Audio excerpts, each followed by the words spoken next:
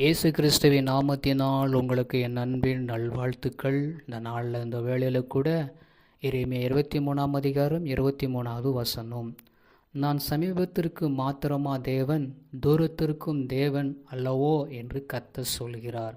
அல்லேலூயா. நம்ம அருகில் இருந்தால் மட்டும்தான் நமக்கு கர்த்தர் நம்மோடு கூட இருப்பார்னு அல்ல. இன்றைக்கி நிறைய தொலைவில் இருந்தால் கூட எங்கே இருந்தாலும் கர்த்தர் அவர் நமக்கு தேவனாக இருந்து அற்புதம் செய்கிறவர். அவர் ஒரு எல்லைக்கு உட்பட்ட தேவன் அல்ல, ஒரு வீட்டுக்கு உட்பட்ட தேவன் அல்ல, ஒரு குலத்துக்கு உட்பட்ட தேவன் அல்ல. எல்லா முழு உலகத்துக்கும் அவர் உட்பட்ட தேவனாக இருக்கிறார். ஏன்னா அவர் உலகத்தை ரட்சிக்க வந்த தேவனாக இருக்கிறபடினால அவர் சமீபத்திற்கு மாத்திரம் அவர் தேவன் அல்ல, தூரத்தில் இருக்கிற எல்லாருக்கும் அவர் தேவன் என்று அவரே சொல்லுகிறார். கர்த்தரே சொல்லி வசனம் சொல்லுகிறது.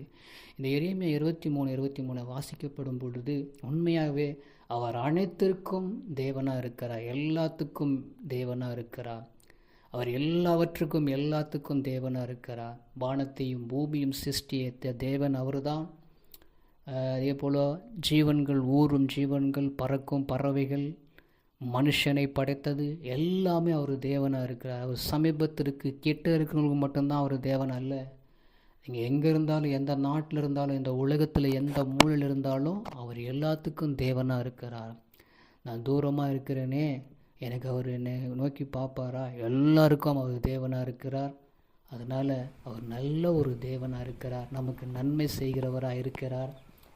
நம்மளை அறிந்தவராய், நம்மளை புரிந்தவராய் அவர் நமக்கு தேவனாக இருக்கிறார். நம்ம நினைக்கிறவராய், நினைவு கூறுகிறவராய், நம்மளை ஆறுதல் படுத்துகிறவராய், அதிசயம் செய்கிறவராய் நமக்கு தேவனாக இருக்கிறார். அது மாத்திரமில்லை, விசாரிக்கிற தேவனாக இருக்கிறார். நம்ம வியாகுலங்களை நீக்குகிற தேவனாக இருக்கிறார். இப்படி சொல்லிக்கொண்டே போகலாம். அப்படியா இந்த வசனத்தின்படியாக நம்ம கர்த்தர் நம்மளை அற்புதம் செய்வார். ஜெபம் பண்ணுவோம். எங்களை கிருபையாக நேசிக்கிற எங்கள் அன்பின் நல்ல தகப்பனே, உம்முடைய வார்த்தை வசனங்கள் ஆண்டவரை எங்களுக்கு கிருப்பதற்காக ஸ்தோத்திரம். நான் சமீபத்திற்கு மாத்திரமல்ல தேவன், தூரத்திற்கும் தேவன் அல்லவோ என்று நீங்கள் சொன்னபடியினால் எங்களுக்கு எல்லா இடத்துலையும், எங்கே போனாலும், எங்கே இருந்தாலும் எனக்கு நீங்கள் கூடவே இருக்கிற அன்பான அழகான நீங்கள் தேவனாக இருந்து எங்களை நடத்துகிறதுக்காக ஸ்தோத்திரம். இப்போது இந்த வேளையிலும் ஆண்டவரே உம்மை அறிந்து கொள்ள, புரிந்து கொள்ள கிருபை செய்வதற்காக ஸ்தோத்திரம். இயேசுவின் நாமத்தில் ஆமென்.